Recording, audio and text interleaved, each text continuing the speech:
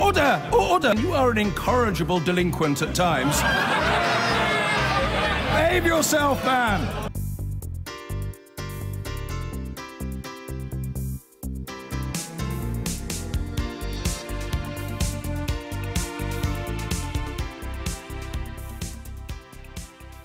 I am thrilled to be joined by Scotland's First Minister, Nicola Sturgeon. Very good to see you this morning, First Minister. Since we're on the royal wedding, did you watch it yesterday?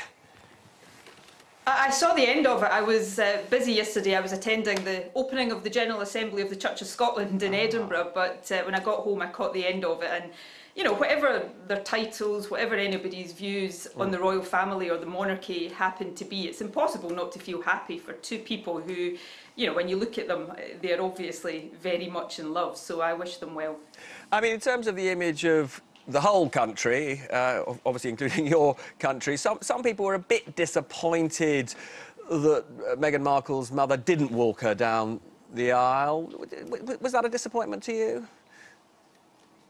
I think it was her decision. You know, we can all have our own views. I actually thought the fact, I didn't see this part, but the fact that she walked the first part of the walk down the aisle on her own with children, you know, if you're looking for symbols, if you're looking for a proud statement of feminine principle, then I think you can find it there. But these things are very personal. Yes, it was a wedding in the full glare of publicity, but a bride on her wedding day will make decisions based on what feels right to her, and I think Meghan Markle was as entitled to do that as anybody else getting married is. Now, back to the day-to-day business of politics. The Scottish... If we must. I think we probably ought to. The Scottish Parliament has rejected the EU withdrawal bill. What do you see as the significance of that? Is there any way back so that the Scottish Parliament can give approval? Oh, there is, if the Westminster Government wants to take it. We've set out clearly what that would require, and if the Westminster Government has the will to reach an agreement, then certainly it can be done. You know, this is a debate that I appreciate often sounds very technical, but to put it very simply, there are some powers over farming, fishing, environmental protections, food standards, food labelling, that are, under the current law, devolved to the Scottish Parliament. While we're in the EU, they're influenced at EU level. But this is a debate about what happens after Brexit. The current law says these powers should return to the Scottish Parliament, and if we want to have UK-wide frameworks, which would make sense in some areas, then we do that by agreement. What the UK government wants to do is centralise these powers at Westminster for up to 7 years and have the ability to impose things on Scotland. And why that matters is that it affects things like farming support, for example, or environmental standards or food standards. There's an article in the Observer today about the kind of lowering of food standards that UK governments might embrace to get a trade deal with America. Now, these are things that the Scottish Parliament should be able to decide, but if we sign up to the withdrawal bill as it stands, we will be powerless to stop these kind of things and instead have policies like that imposed on us, and that's neither in line with the devolution settlement, nor is it sensible, in my view, as we look ahead. I mean, some of your critics have said that you're being disingenuous, that on the one hand you want a single market with the EU, but as a result of wanting these powers, you obviously don't want a single market with the rest of the UK. Well, that's not the case. I mean, I've just said, and I've said all along, that there will be matters, and this would be true, I think it's important to say, even if when Scotland is an independent country, because of the geography of the UK, there will be areas where, in order to ease trade across these islands, we will want to have common standards and common frameworks. So I don't dispute that at all, and never have done. The question is, how do we arrive at what the content of those frameworks are? My view is it should be by agreement, respecting the powers and responsibilities of the Scottish Parliament or the Welsh Parliament or Northern Ireland for that matter. The UK government wants to have the power to impose the content of these frameworks, and that rides a coach and horses through the 20-year-old devolution settlement.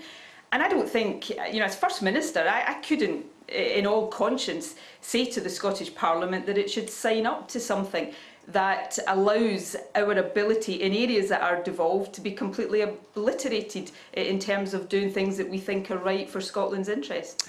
Your predecessor, Alex Salmond, the other day said that Theresa May's rejection of what you want makes the case for an independence vote sooner rather than later overwhelming. Do you agree with that? And when will you bring this issue of the timing of the vote back onto the agenda?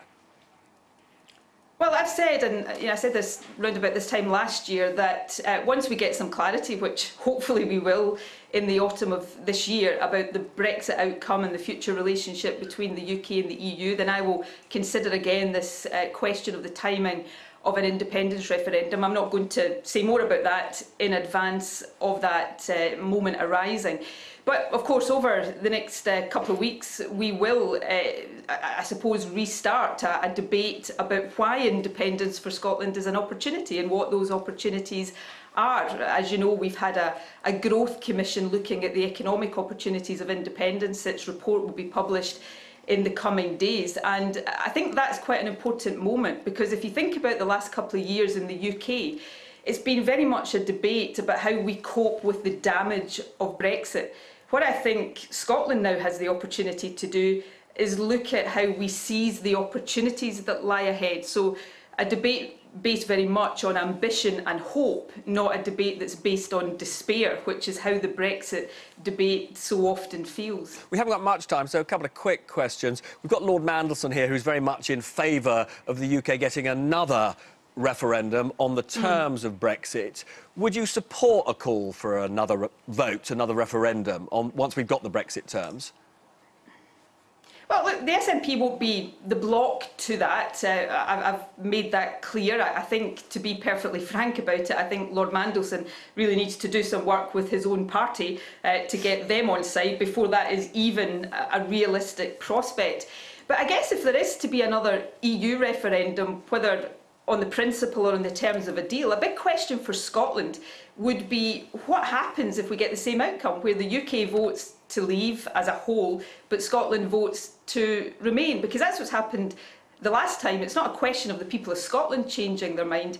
So how do we make sure that Scotland's voice actually gets listened to and respected? So, you know, the SNP is not a block to this, but I think there are others who perhaps need convincing. And very briefly and finally, last week you got a bit of stick, I think even from some of your own supporters, for telling Jamie Oliver you were going to ban buy one, get one free pizza deals. Any regrets about that?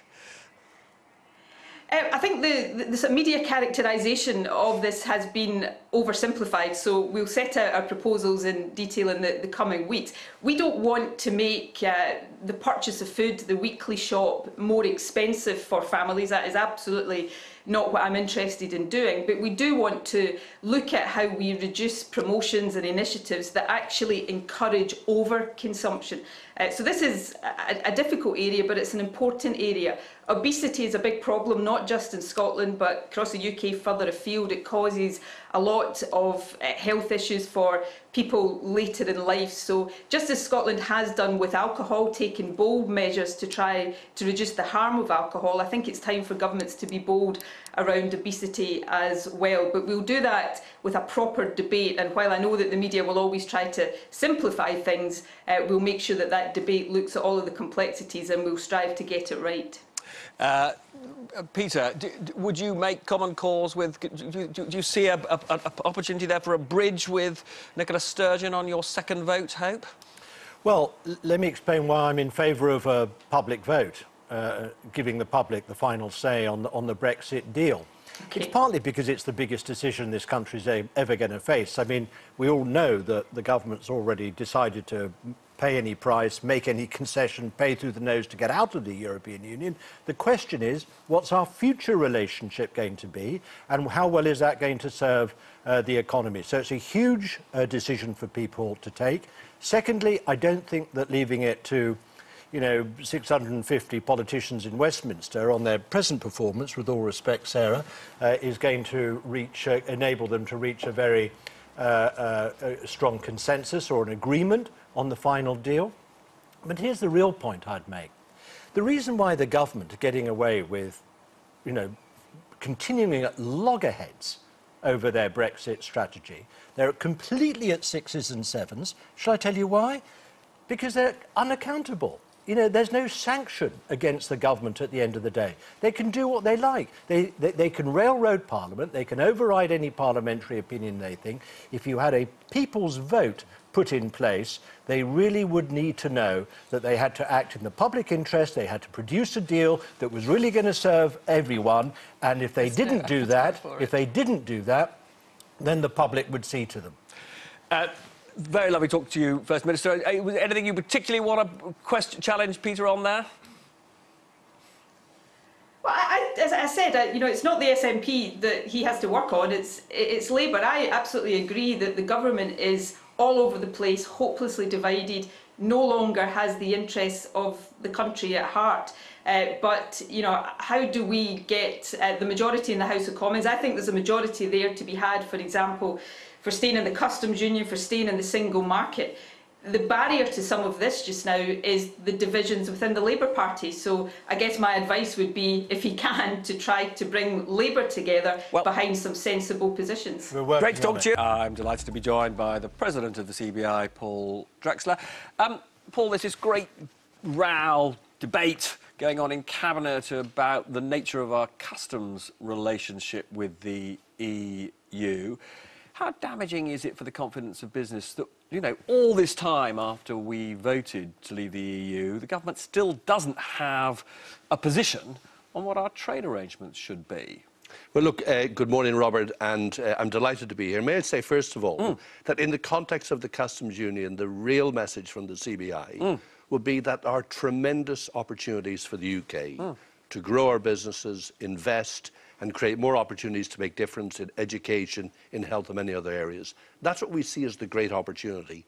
The challenge in getting on with business is bringing about clarity and detail on the nature of our long-term relationship with the European Union. One part of that, and just one part of that final relationship, is the customs union.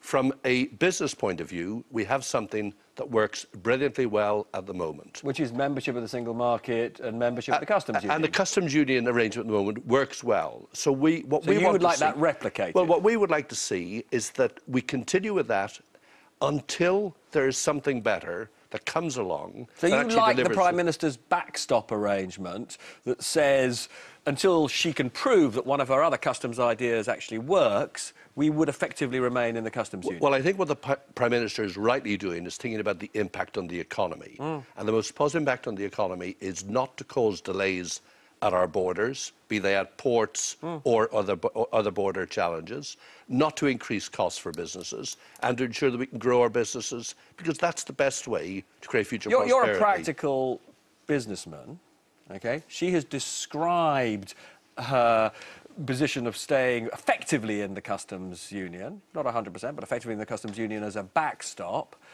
But do you actually believe that her other proposals, the so-called new customs partnership or maximum facilitation, would actually work? Do you think actually this backstop will be the position forever, effectively? Well, we've looked at the alternatives. We don't see that either can deliver a solution today. So, and unless how long would they take to deliver a solution? Until there's a better solution available, we should continue what we have. Yeah. So I think that's absolutely clear. I think the Prime Minister has got to work with her team right across the party to deliver a solution in sufficient detail that in businesses we can understand what the impact would be, and ensure that there's enough clarity so businesses know where they stand. That's, from a business point of view, all we want is clarity and detail about a future arrangement so people invest in the UK as the most exciting, the best place in the world in which to live, work and do business. Now, that's what we want.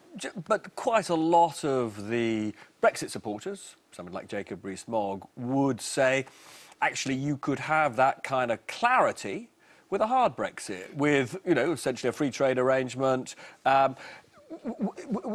Is clarity more important, or is a soft Brexit more important? Well, I think what the next generation want is clarity that gives them confidence. They can enjoy at least the same opportunities and benefits that we did growing up, whether that's in London or right across the UK. Sorry, but I'm not clear what you think the priority for business is. Would you rather have a decision on our future relationship, whatever that decision is? Or are you absolutely clear that the Prime Minister has got the time that she needs to get it right, from her point of view? I'm absolutely clear that the right decision for this country is the one that has to be made. We have a set of arrangements. What does that mean? I simply don't understand what you're saying. Well, we have a set of arrangements today that work well for business. So unless... You want those preserved, is what you're saying? Until there's a better solution in place that demonstrates the impact on the economy... Do you see anything coming out of the government that looks like a better solution? I have seen no detail whatsoever that demonstrates to businesses that we can actually enjoy better opportunities for the future, for a stronger economy and more jobs. In fact, to the contrary, the uncertainty at the moment is costing this country and costing us opportunities. Now, there are quite a lot of people, including Lord Mandelson over there, who believes whatever the final Brexit deal, there should be another referendum. What's your own view on that? Well, look, from my point of view, I think we have elected people in Parliament whose job is to understand the detail and the impact of all of these decisions and make judgments. They should do their job. They should put the future of the nation and the next generation first. That's what I would like to see is where the priority and emphasis is. If they're unable to do that, then as politicians, their responsibility to figure out an alternative way forward. Sarah, if I could bring you in, there have been rumours swirling around for some time that the Prime Minister is likely to have a bit of a car crash when she brings the Brexit deal back to Parliament. Parliament's likely to reject it. Talk, therefore, of a possible general election in the autumn. Sunday Times has written about it today. How likely do you think it is that we are heading for a general election I think it's very unlikely that we're heading for a general election. I think that would be very destabilising at this point in the negotiations. And I absolutely agree with Paul. We've been elected to do our job and to look at the evidence in detail. That's what all the select committees have been doing, for example. And there is no majority in Parliament for a hard walk-away Brexit. The majority is very much thinking about this in terms that Paul has set up. But what happens if what she presents to Parliament, yes, Parliament rejects? Well, I think that the point is that as it becomes increasingly clear that there is no majority, what we're seeing is the government's position actually moving in that direction. We've seen that this week.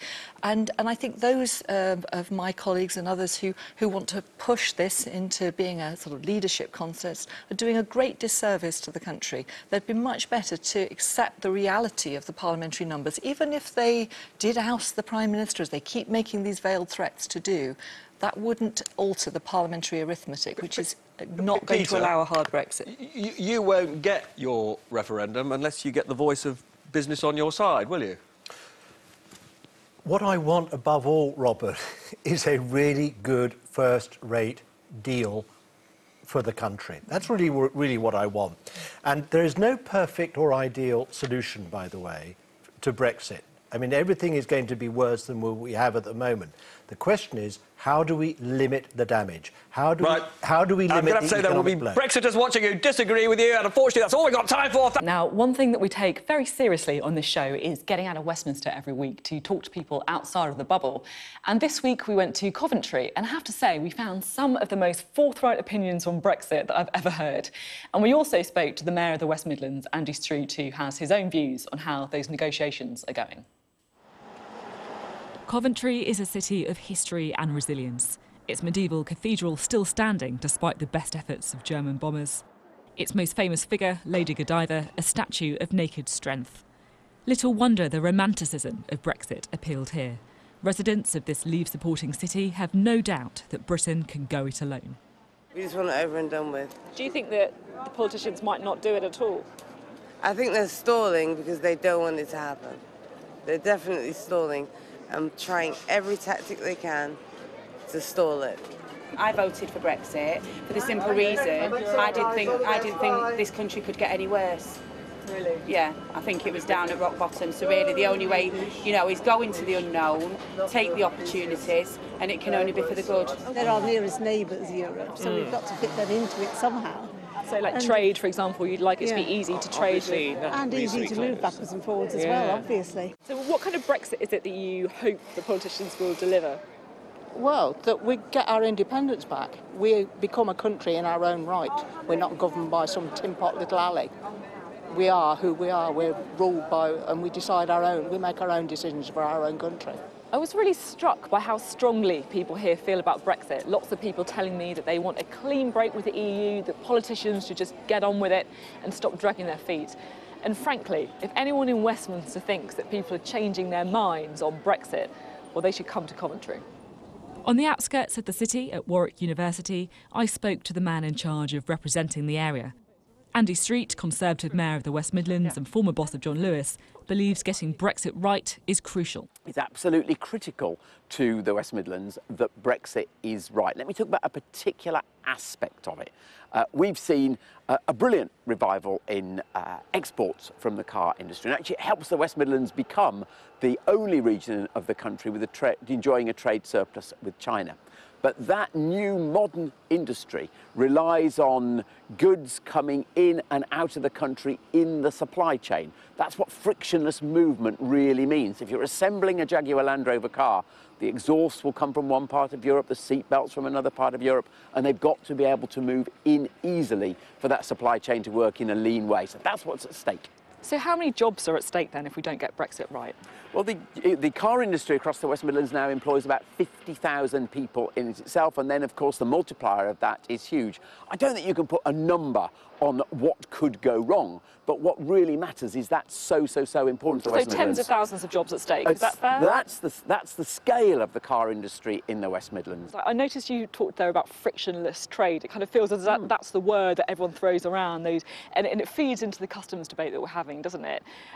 Is there a particular model that you think would help to get that frictionless trade? Well, actually, we have got a pretty much frictionless trade already. If you think of those raw materials and parts coming into our supply chains, they already move through our ports. Because we're in the customs union. Because we're in the customs union. So, you know, my purpose today is not to say this must be the solution. There are lots of clever people working on that. My purpose is to say what we have enjoyed has helped us build that industry, and we've got to keep that. And I think that is actually well understood by government ministers. So in other words, you need to have something that works as the customs union does now. Absolutely so, yeah. And do you think the Max Facts model could do that, this idea that using technology could help to have this frictionless trade? I think both of the models that are talked about, both the customs partnership and the Max Fact, could be made to work. But both are different to what we have at the moment. At the moment, you know, products move very, very freely. The administration is very, very light. And what's got to be done is both of those models have got to be developed to see which really, really could work. And we've got to have utterly reliable technology if that's what comes to pass. Just again, to bring this home, if you go to the Range Rover factory in Solihull, we have not got huge warehouses of products waiting to be put onto Range Rovers. There's probably only 5 or 6 of the components literally for a just-in-time supply chain. So there cannot be any delays in that supply chain for this wonderful economic revival to be maintained. And there's an urgency, isn't there? Businesses need certainty. How long has the government got? I mean, days, weeks, months? It's probably months, I would say. And this whole Brexit discussion, though, follows a pattern, doesn't it? The deal can't be done, and then certainly the Prime Minister had great success last December at the 11th hour of doing the deal. My own prediction is that we will see the same brinksmanship and a deal will be done. But it is literally months because business is looking to see that they can continue to make their investment plans. And is there an argument, do you think, for extending the transition to make sure that all the I's are dotted, all the T's are crossed, everything is in place to try and make it smooth as possible? If that's what is necessary, yes, I would support that. Yeah, because for businesses, that, of course, is crucial. Businesses are saying we must have certainty, we must know how this is going to work, it's got to be reliable, because it's become part of the way in which modern business is done. And what would you say to some of the more enthusiastic Brexiteers, shall we say, who would think that an extension of the transition deal may be a betrayal of that Brexit vote? I would say that the government are very, very clear. We are leaving the EU. And indeed, we are looking forward, and the West Midlands particularly is looking forward to the new trade opportunities, thinking about where those cars are being exported to. That's the sort of final piece. So we're looking forward to the trade deals with India, with China, that's all there. But we have to get this management of the supply chain right, and that must not be jeopardised.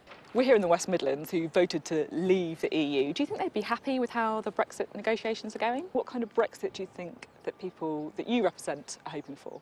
I think you hear on the doorstep in the West Midlands, because this was an area that voted very heavily to leave, you hear a real desire to get on with it. But my impression is that there is satisfaction that the government is working through an incredibly difficult position. We've obviously had the local elections recently. I did a lot of time on the doorstep. That would be the overwhelming feeling that, yeah, understanding this is difficult, we are getting through it. There's also, though, in other parts of the West Midlands, real emphasis on what's going to happen about our universities, critically, the research money that they've had from Europe.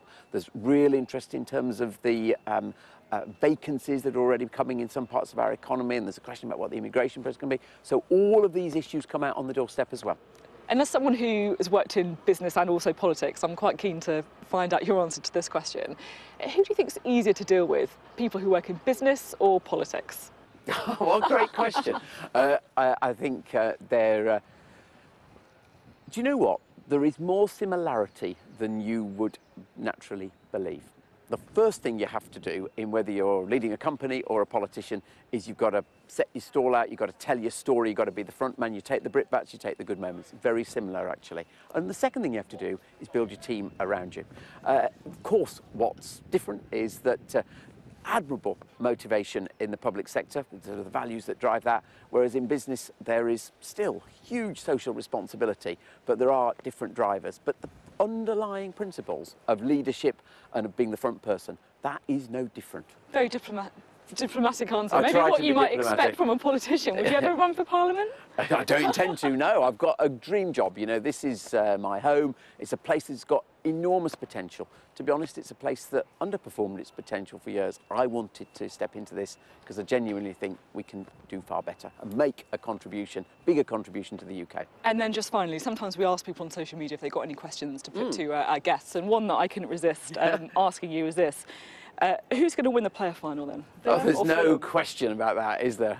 As a proud Brummie, you would have to say Aston Villa, of course. And Steve Bruce is a very, very calm man, just the man to lead us at the moment. There you go. Thank you very much for your time today. Thanks, Sophy.